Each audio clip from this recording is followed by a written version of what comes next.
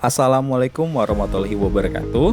Perkenalkan, saya Yahdi Isnu Miftahudin dari Direktorat Meteorologi Penerbangan yang saat ini tengah menjalani pelatihan dasar atau LATSAR CPNS BMKG tahun 2025 Angkatan 42 Kelompok 1.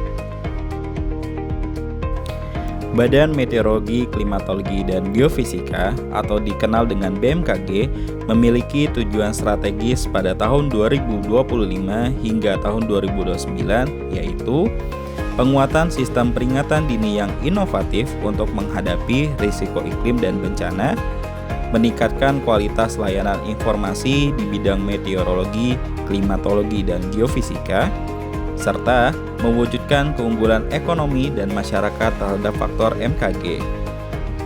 Tujuan ini dicapai melalui penataan kelembagaan, pengembangan infrastruktur modern, sinergi lintas sektoral, dan penekanan pada inovasi teknologi untuk mendukung ketahanan nasional dan mencapai Indonesia Emas 2045. Dalam mewujudkan tujuan tersebut, BMKG sendiri terdiri dari 5 deputi teknis yang membantunya. Ada deputi bidang geofisika, deputi bidang klimatologi, deputi bidang instrumentasi meteorologi, klimatologi, geofisika, deputi bidang modifikasi cuaca, dan yang terakhir di mana tempat Direktorat Meteorologi Penerbangan, yaitu deputi bidang meteorologi. Di Direktorat Meteorologi Penerbangan, saya bertugas dalam tim kerjasama, pengawasan, dan kendali mutu meteorologi penerbangan. Pelayanan yang diberikan diantaranya berupa bimbingan teknis di bidang kerjasama, pengawasan, dan kendali mutu manajemen operasional meteorologi penerbangan, terutama penerbangan di Indonesia.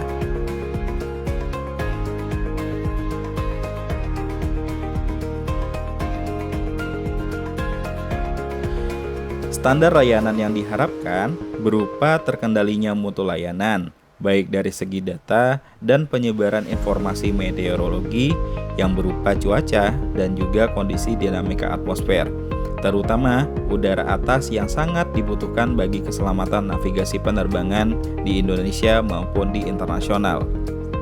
Acuan standar tersebut sangat dibutuhkan, terutama kita harus mengikuti standar yang telah ditetapkan secara internasional, baik dari AKIO maupun dari WMO.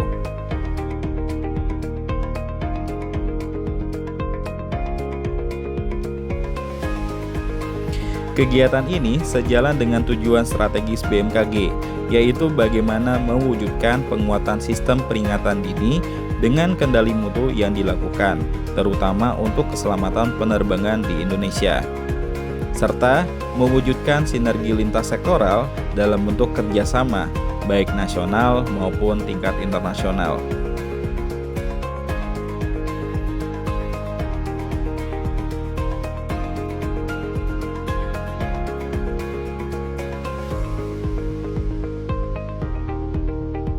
Dalam mewujudkan tujuan di atas, tentu harus beriringan dengan peningkatan kualitas SDM dan lingkungan kerja yang dibentuk dalam smart governance.